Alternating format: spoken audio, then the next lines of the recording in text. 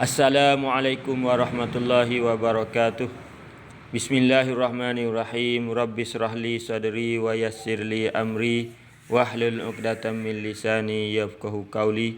Rabbana atina fid dunya hasanah wa fil akhirati hasanah wa qina azabannar. Bismillahirrahmanirrahim. Pada hisah yang lalu, pada minggu yang lalu kita telah baca masalah kestabilan hidup rakyat semasa pemerintahan kerajaan Bani Umayyah. Pada hari ini kita mari nak baca masalah ketenteraman semasa pemerintahan kerajaan Bani Umayyah.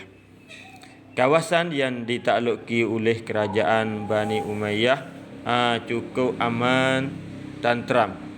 Juga manusia yang hidup di zaman itu berada dalam keadaan kemewahan. Negara kaya perbendaharaannya penuh dengan harta benda. Dengan ini menyebabkan para khalifah atau pemerintahan dapat melaksanakan kemajuan di dalam negeri, membina mahligai, masjid dan berbagai-bagai pembangunan, kemakmuran dan kemewahan. Hidup di zaman itu telah memuncak ke taraf yang tinggi.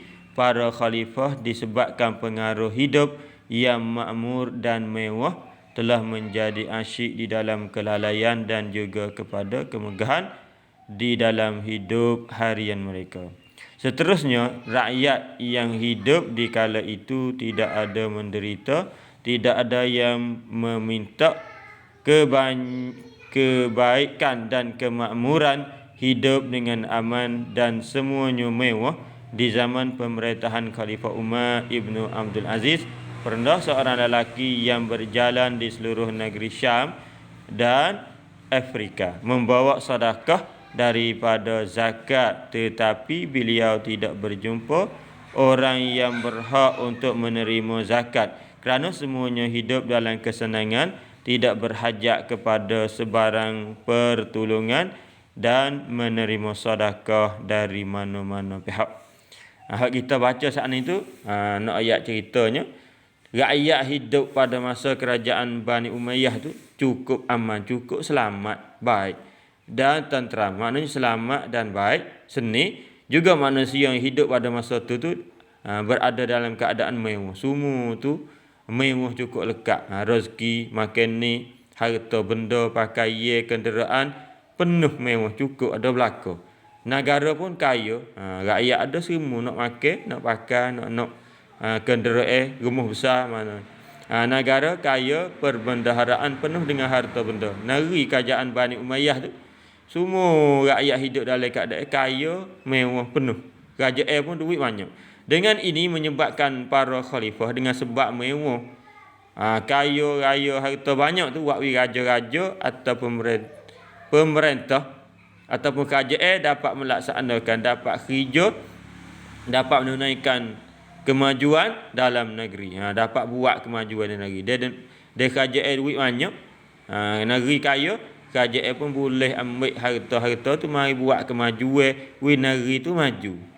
Seperti buat apa tak? Membina mahligai, buat kota raja, buat rumah-rumah yang molek, rumah-rumah yang cantik dalam bandar, dan masjid. Dan dapat kerajaan Bani Umayyah ni dapat buat masjid dan berbagai-bagai pembangunan dan buat bina hak lain lagi.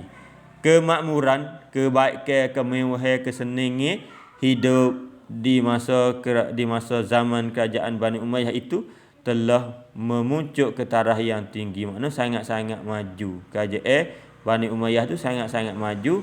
Para khalifah disebabkan pengaruh hidup yang makmur, sebabnya hidup yang baik, hidup yang mewah, hidup yang kaya raya, wakwi seni bid'ah tu menjadi asyik dalam kelalaian. Wakwi jadi ralai. Hidup mewah seni, wakwi umat rakyat tu, kerajaan tu jadi ralai. Dan juga kepada kemegahan dalam hidup harian. Rasa megah, rasa kedebel, rasa lebih. Ni sifat yang tak baik ni. Kalau rasa megah, rasa kedebel, rasa lebih, akhir Tuhan tarik. Lalu mewah kaya kena pun hidup biasa, tak ada rasa megah. Tapi dia ada rakyat rasa megah, rasa lebih. Maknanya satu ujian lah. terhadap kerajaan Bani Umayyah, akhir sampai hancur negara dia. Seterusnya, rakyat yang hidup di kala itu tidak ada yang menderita. Rakyat ni, rakyat masa kerajaan Bani Umayyah tu tak ada orang susah. Tak ada orang menderita, makna tak ada orang susah. Tidak ada yang peminta dan tak ada orang minta sedekah. Tak ada orang minta khairat. Semuanya seni belaka. Kebanyakan kebaikan dan kemakmuran, dengan kebaikan dan kemewahan hidup dengan aman, dengan seni, dan semuanya mewah, semuanya kaya raya, ada cukup lekat di zaman pemerintahan pada masa pemerintahan Khalifah Umar Ibnu Abdul Aziz tu. Pernah seorang lelaki yang berjalan, nak cerita ni, cerita kaya mewah setara mana kerajaan Bani Umayyah. Masa raja yang nama Umar Abdul Aziz duk meretah negara kerajaan Bani Umayyah tu, ada seorang lelaki, orang jatah yang kaya, berjalan di seluruh negeri Syam dan Afrika.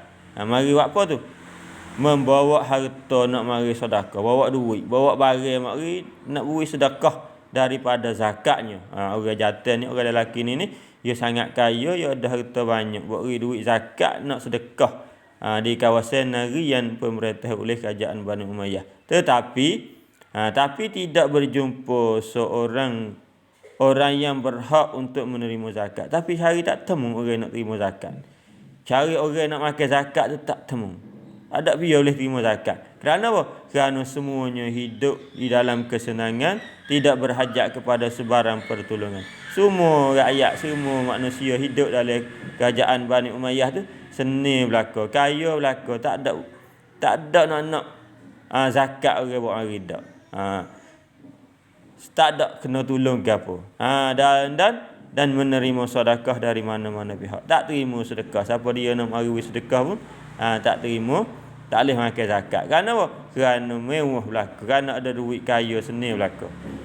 Penghayatan. Satu, tiap-tiap kejayaan mesti ada kuntip dengan perancangan yang terlebih aula. Sekiranya perancangan itu baik, maka ia membuktikan kejayaan itu baik, dan begitu juga kerajaan mana, manusia mana, siapa dia nak berjaya, dia kena buat rancangan, dia kena buat aturan yang baik.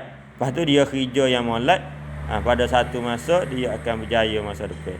Oleh itu mulailah tiap-tiap pekerjaan dengan perancangan. Oleh itu nak kerja gapo, nak buat gapo tu kena tak rancangan, kena tak cara yang baik dengan perancangan yang terlebih dahulu. Bagaimana pepatah Arab berbunyi at-takhdid qabla at-tatbiq, makna buat khutah sebelum nak pergi kerja, buat rancangan sebelum nak pergi kerja gapo-gapo saja. Lalu tu siapa dia yang buat rancangan, siapa dia buat cedengi, buat ulasan, fikir molek dulu, lepas tu dia pergi kerja, kerja tu akan berjaya dengan baik, insya-Allah biiznillah, dengan izin Allah Subhanahu Wa Taala.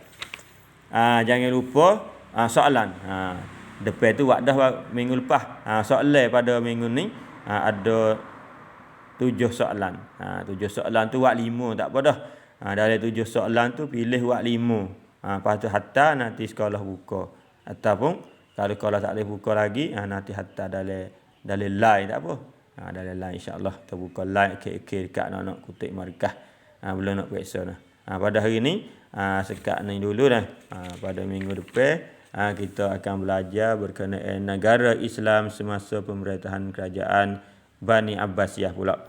Hari ini wabillahi taufiq wal hidayah. Wassalamualaikum warahmatullahi wabarakatuh.